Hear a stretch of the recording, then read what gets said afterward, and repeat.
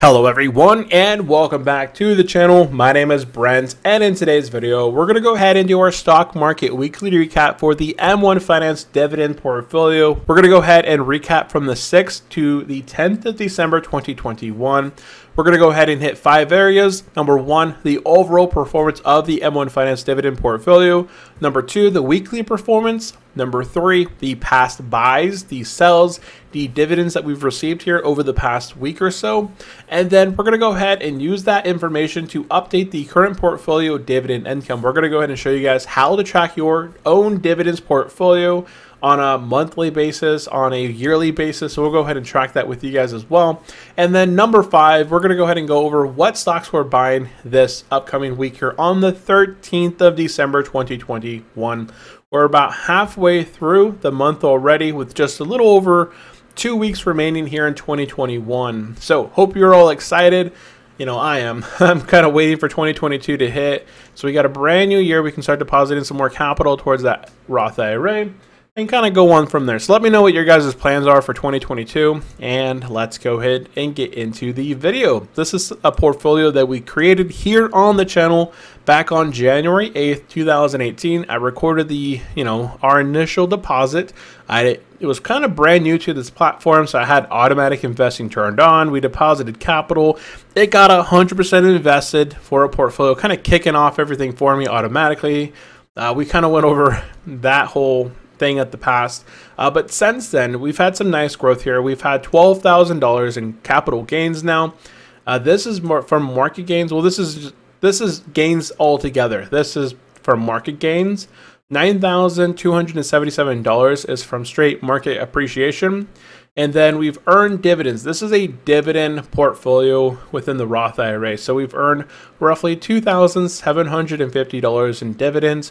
And this has our total gain of $12,028. So we can see here that this is all money weighted in return. So we've returned roughly 77.9% based on the capital that we've invested. That's our total return. This means that capital appreciation is taken into account. The earned dividends is taken into account. The earned dividends being reinvested into dividend paying companies, and those dividends that have been paid dividends into our portfolio, it all kind of includes itself into that whole wrap up there. Now let's go ahead and cover the top 3 and bottom 3. So top 3 performers are Apple, Lowe's, and Main Street Capital. These 3 have remained to be the same. Pfizer is doing a really nice run up here recently, kind of coming up really closely up to Main Street Capital. It's at 122% gain. Pfizer had a bit of a pullback this week. I think it's down like 2 or 3%. So that's a pretty nice little opportunity there potentially for new investors. Main Street Capital is at 141. So I may see these positions kind of flip-flop here potentially into the next few weeks and months. We might see that. And then our worst performers down here, Clorox. This is down $161 with $2,000 invested. Merck is down $130, so about $2,000 invested. So here, this is showing a loss of 23%. That's incorrect. The true loss is actually down 8 point some percent, right?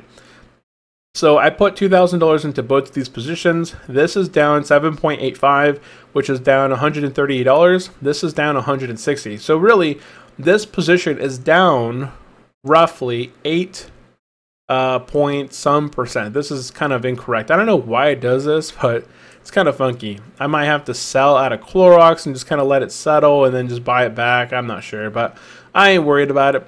And then our other positions that are in the negative here is Merck. Merck had been positive for a bit, but did have a bit of a pullback recently. I think it was semi-recent. I think they had some earnings on Friday. They got hit pretty good last week, going in and ending the week last week on the 13th. No, it was the 10th.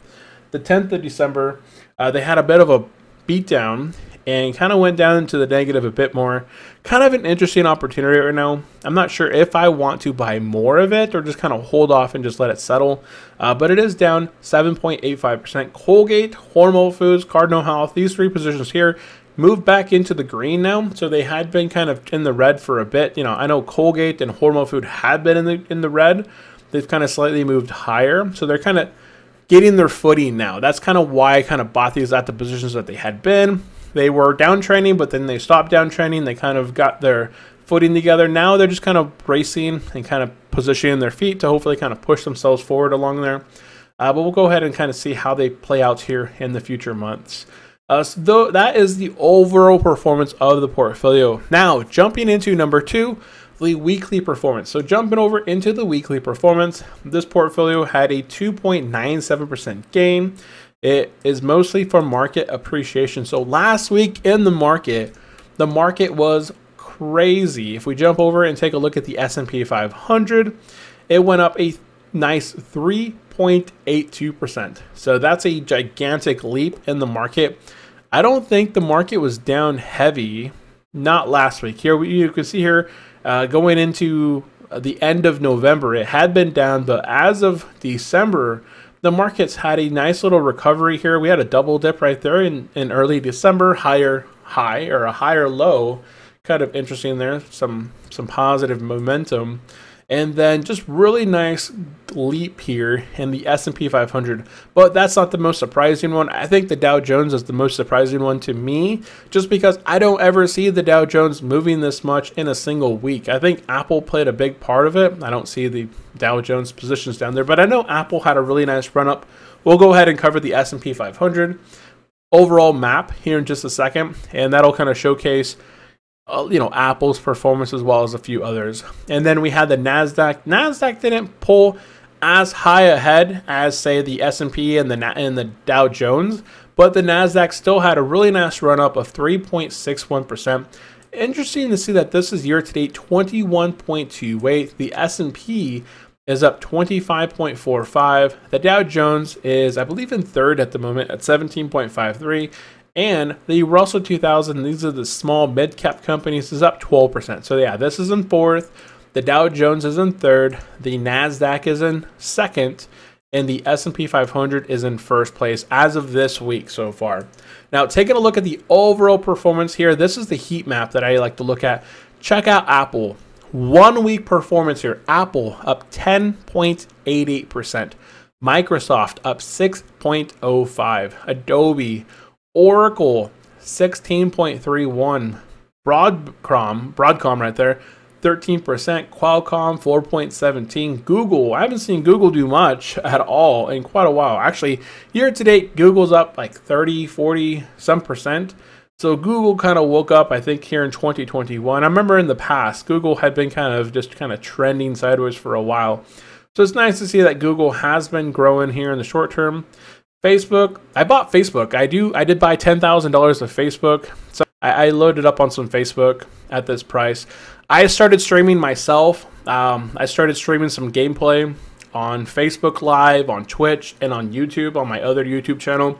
So I'm investing in platforms that I use primarily myself. So I have Google, I have Facebook. I obviously own Apple as well, and then I own quite a bit of the S&P 500. So by default there, I own quite a bit of these companies in themselves, and then individually I own some of these as well. Amazon, kind of trend not trending as much as these other ones, but so it's up 1.61%. Tesla got beat down, but then it kind of picked it back up. Or I think it was like last week it had a bit of a beatdown because just how much Elon had been selling of Tesla.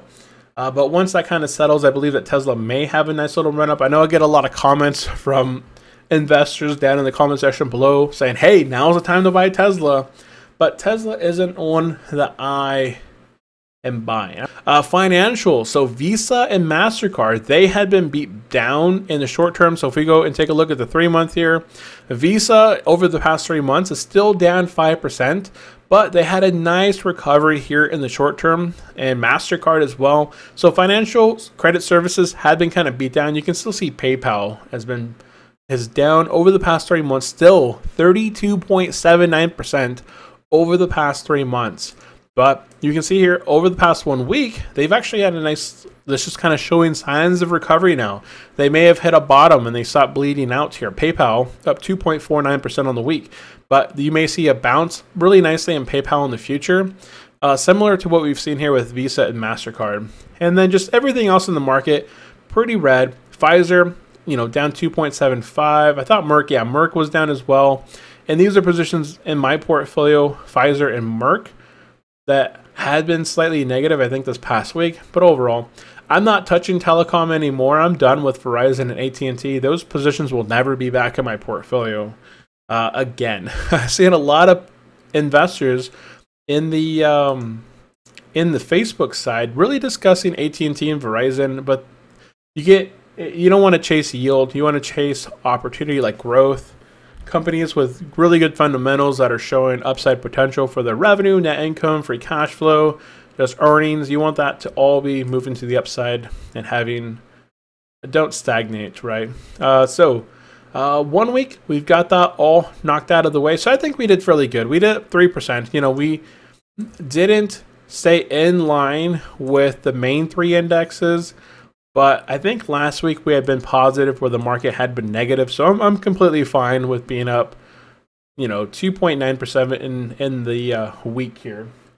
Over the past year, this is a dividend only portfolio. So I'm not expecting a whole ton of growth. So this is up 20.23% so far in the 1 year. And this goes, this starts back on the 14th of December. I think if we start this here in January 1st, I'll do this again, but we probably have somewhere in line. I'm kind of in line, I feel like, I'm beating out the Dow Jones. I'm not quite catching up with the S&P 500 year to date on the 1 year. Actually, let's look at the 1 year, because this I can do. Okay, so here I can go and look at the 1 year. Okay, so 1 year S&P up 28.46, 1 year on the Dow Jones 19.91, 1 year on the Nasdaq 25.99, and 1 year on the Russell 15.04. So okay, yeah, my portfolio is pretty low beta. It's very calm, I guess I would say. So it's more comparable to the Dow Jones. It doesn't have a lot of the swings that I've noticed with the Dow Jones. But I feel it's more comparable to, say, the Dow Jones and kind of in between, right? I have it's completely all dividend paying companies, but I feel like there's still some opportunity for growth. There is definitely some companies in here that I do want to thin out.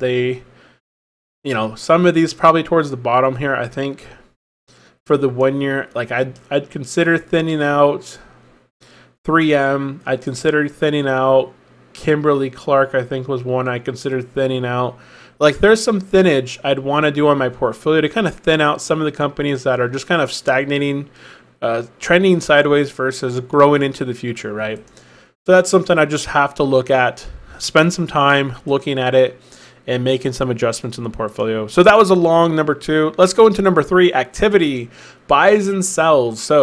And dividends. So our past buys and sells. So last week on Monday, we did do 2 buys. We bought Walmart for $204.52. We invested $204.52. And we bought Realty Income for $204.52. So that went split right there. So Walmart and Realty Income are positions that we bought. And we received some dividends from Pfizer. We received $11.73 from Pfizer.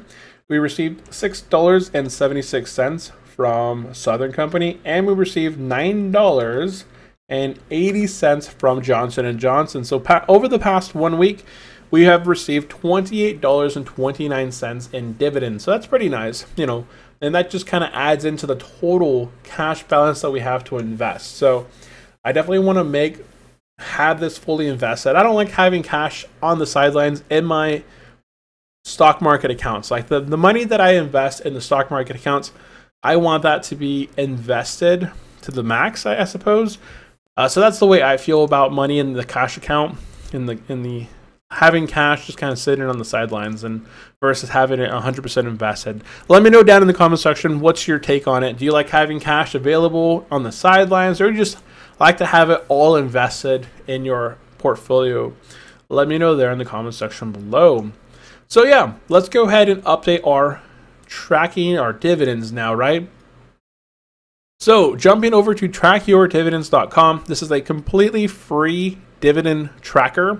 We have 2 positions that we want to update. We want to update Walmart. So here we can go ahead and click on the little edit button and jump over to M1 Finance. We're in our holdings right here, so select holdings. And I'm going to go ahead and type in Walmart here once again. So our shares for Walmart is now at 7.9 I'm rounding up that 7 to that 4 to a 5, so 7.95. So here I just go 7.95. Oh, actually, wait, before I update this, before we do our update here, our current annual income is 1,132. So right there, I want to go ahead and take these before and after, right?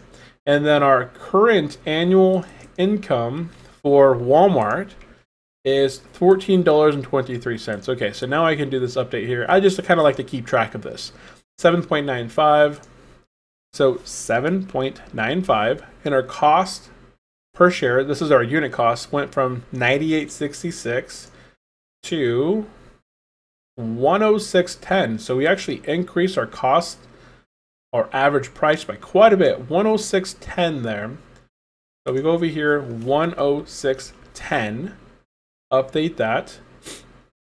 And now our income for the year went from 1423 to 1749 right there. So 1749, and our income went from 1132 to 1136. So not a big jump there, just $4 increase for the year. But there was another company that we bought last week as well, and that was Realty Income right below it. So right here, we have 15.95. So we go over here and we type in Realty, this one right here. So we went from 12.96 to 15. What was our annual income before? So we make $38.26 every year. This is a monthly paying company right here. So here we go ahead and click on the little stencil. We increase our shares to $15.95, and our cost per share, this is going to increase as well because we kind of bought these. So this is at $50.62. So $50.62, and update the holding. And our annual income on that one went from $38.26 to now $47.08. So that one right there is actually a pretty noticeable difference. That is an increase there of $8.82 when I did the math there. So I increased my annual income by $8.82 there, and the other one was, say, $3. So overall, actually, we can actually get the true amount here. So our annual income now is $11.44. Our annual income in the past had been $11.32. So we increased our annual income by $12 by investing $400. So, you know, overall, it's not a lot, right? You increase your annual income by $12, but you don't get raises like this with your work. You can wait an entire year while inflation is kicking you, and then you get a 2% raise while the rate of inflation out there is 6.8%. So by this way, every week I'm increasing my annual income for this portfolio. I'm increasing my weekly income, my yearly income, my overall dividend. Portfolio is going to pay out dividends, get that reinvested, and it's pretty nice that way. So I think it works itself out pretty nicely. And that is it. So our portfolio should be sitting near 41,735. So 41,732. So there is a little bit of a difference here. So 41,732. So this is off slightly. I'm not sure where I made the mistake there. I'm going to have to find this out. I don't think I sold anything recently. So I'm not going to do this. I'm not going to go through the whole portfolio and find out where my little issues at. But there's like some sort of a little miscommunication, either in the shares, in the unit cost, but something needs to be adjusted because generally it sits less than $1 apart. So I'm not too worried about it at the moment, but I'll find that here shortly. Okay, on to number 5. Now that we have our current portfolio dividend income up to date, what stocks are we going to buy? Now, I did have a few of these positions kind of marked out already that I had been looking at. Now, a few of these ones, I've been looking at their trends over the past 5 years. Merck is kind of one of them where I see their earnings per share just kind of does like the stagnation. It goes up, then it comes back down. Then their price drops back down. Then their earnings goes up, their share price goes up slightly, and then their earnings goes down, their price goes down. Here, this is the first time that I've seen their earnings per share jump up. You know, this isn't the first time earnings per share has jumped up here. In the green, you can see earnings per share jumped up here, but their share price didn't follow. Here, earnings per share jumped up, price followed. That's because of what's been going on here in 2020, 2021. This at $72.62. I'm going to go ahead and just kind of let this one sit. If it goes back up to 88, $80 and up, I may exit this position and just kind of leave it out of the portfolio. Same thing kind of goes for Cardinal Health. Cardinal Health, look at the share price. It's never fully recovered back into those 2014, 2018 mark again. It's been kind of downtrending here. Its earnings per share does the exact same thing. It goes up, it comes back down. It goes up, it comes back down. Not a lot of growth long term in the company. This is just one you buy at lows, you kind of sell it at highs. You don't hold it for the long term. I'm not going to be buying any more of Merck now that I'm kind of looking at it a bit more. Realty Income, that's not a bad one in my eyes. That's because the share price has came off those highs. It hasn't truly recovered back to highs of 2020. I think Realty Income is just a great company overall. Like if you're thinking about a monthly paying company, this one is only $1,000 in the portfolio. I would like for it to be even higher than that. So here it broke the $72 and kind of trended down a little bit now to $66. But if I look at its funds from operation, as you should look for REITs, it's just been now uptrending. Like, right, there's nothing wrong with this company. Over the long term, over the last 10 years, the funds from operation has been just nice and steady. There's no dips, there's no ups, there's no, it's no swingage. It's just nice uptrend. Their share price, yes, it does kind of fluctuate here quite a bit. But when you can buy it, and, I expect it, and I don't expect anything to happen, I suppose, but I do believe in the future that Realty Income long-term has more upside potential long-term versus, say, Merck and Cardinal Health. So I think Realty Income is a good opportunity for me at the moment. Cisco Corporation, Cisco Corp here, this is one that I did buy here recently.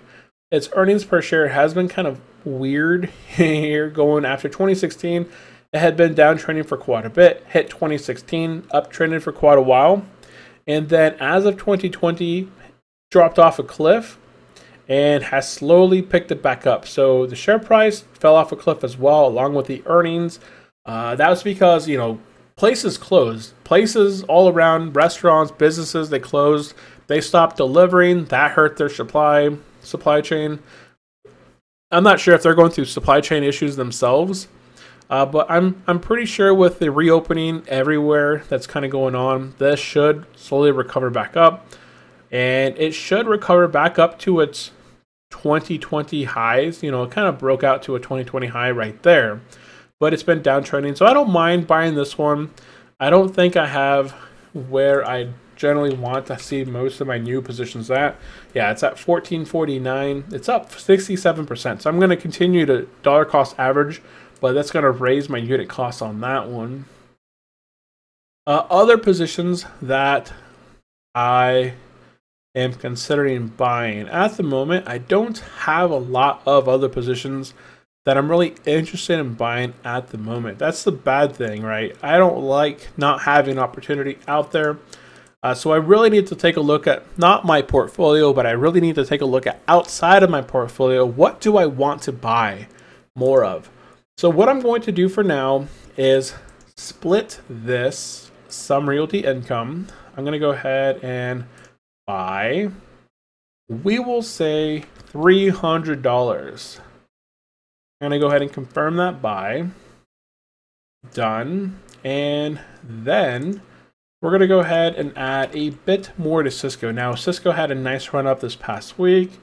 So I'm just going to add, say, $100 into this one. That'll let me have, $132 remaining for the remainder of 2021. And say the market does pull back slightly. I'm going to have to do some more research here this week and just kind of actually do some research as to what companies I want to buy more of. But there we go. We bought a bit more of Realty Income because I want to boost that position up, and we bought some more of Cisco Corp. So Realty Income will bump up to nearly $1,400, $1,500, and Cisco will bump up to about $1,550, $100 mark.